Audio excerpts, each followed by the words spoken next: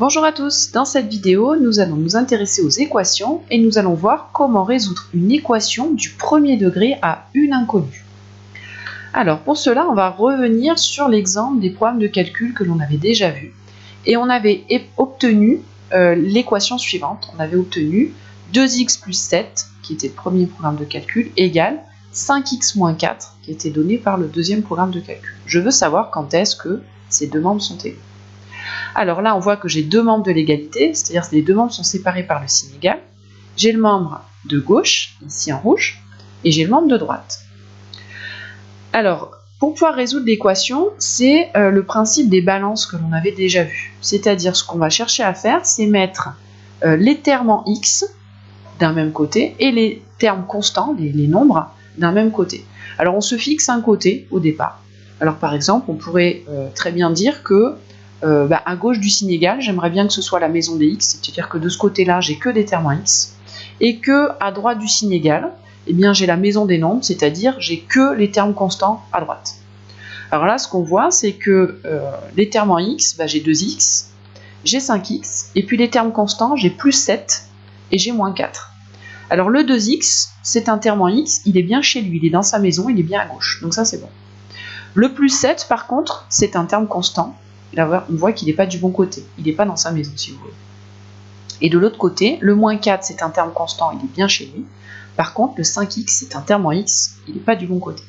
Donc, ce qu'il va falloir faire au départ dans une équation, c'est le même principe que pour les balances que nous avons déjà vues. Tout simplement, il va falloir ranger. C'est-à-dire que là, qui n'est pas du bon côté, j'ai par exemple le plus 7, qui n'est pas du bon côté. Je voudrais l'enlever du terme de gauche, du membre de gauche ici.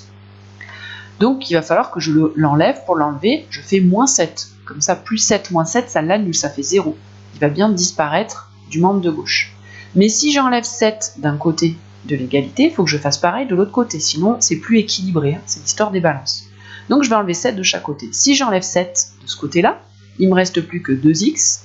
Par contre, à droite, si j'enlève 7, on fait attention, moins 4, moins 7, ces deux-là, je vais pouvoir les ajouter ensemble, puisque ce sont des termes constants. Moins 4, moins 7, ça fait moins 11. Donc de ce côté-là, à droite du signe égal, il ne me reste plus que 5x moins 11. Alors je me retrouve avec une nouvelle équation, et puis j'ai toujours à gauche la maison des x, à droite la maison des nombres. Eh bien, j'ai mon 5x qui n'est pas du bon côté. Donc il faudrait que je l'enlève. À droite, je voudrais qu'il disparaisse de ce membre-là, de ce qui est à droite du signe égal. Donc pour l'enlever, je vais faire quoi ? Je vais faire moins 5x pour pouvoir l'annuler. 5x moins 5x, ça fait bien 0. Il va s'annuler ici. Mais si j'enlève 5x à droite du signe égal, il faut que je fasse pareil à gauche pour que ce soit équilibré. Donc j'enlève 5x de chaque côté. Alors on y va. Si j'enlève 5x de ce côté-là, 5x moins 5x, ça fait 0. Il ne reste plus que moins 11. Et de l'autre côté, 2x moins 5x, il me reste moins 3x. Voilà, donc là, vous remarquez que tout le monde est rangé. C'est-à-dire que les termes en x, ils sont bien du côté gauche, dans la maison des x. Les termes constants, ils sont bien à droite, donc j'ai rangé tout ce qu'il faut. Mais là, je n'ai pas fini de résoudre l'équation, parce que moi, ce que je cherche, ce n'est pas la valeur de moins 3x, c'est pas ça qui m'intéresse. Moi, je veux savoir la valeur d'un seul x. Alors, je vais détailler une petite étape pour vous aider. Dans la suite, vous pourrez ne pas l'écrire. C'est que moins 3x, je vous rappelle, c'est moins 3 fois x. Donc, ce que je veux, moi, c'est la valeur d'un seul x. Donc, ce que je voudrais, en fait, c'est quelque part enlever ce moins 3. Et bien, pour pouvoir le faire disparaître, finalement, je vais diviser par moins 3. Puisque, je vous rappelle, pour annuler la multiplication, ici, je vais faire la division. Puisque moins 3 divisé par moins 3, ça fait 1. Et c'est bien ça que je veux 1x. Donc, je vais diviser par moins 3. Parce que moins 3x divisé par moins 3 divisé par moins 3, ça fera 1. Et je vais obtenir 1x. Mais si je divise par moins 3 à gauche, il faut que je fasse pareil à droite. Donc je vais aussi diviser par moins 3. J'obtiens x égale 11 tiers. Les moins et moins, ça va faire plus, ça simplifie les signes. Et 11 divisé par 3, j'ai pas de valeur exacte, donc je l'écris sous forme de fraction, 11 tiers. C'est pour ça que quand on a fait les programmes de calcul, de tête, on a eu du mal à le trouver. Cette valeur-là, je ne pense pas que vous l'ayez trouvée de tête, parce qu'en fait, ça ne donne pas une valeur décimale fine. Alors quand on a trouvé la réponse, on encadre bien son résultat, je trouve x égale 11 tiers, et là j'ai terminé de résoudre l'équation.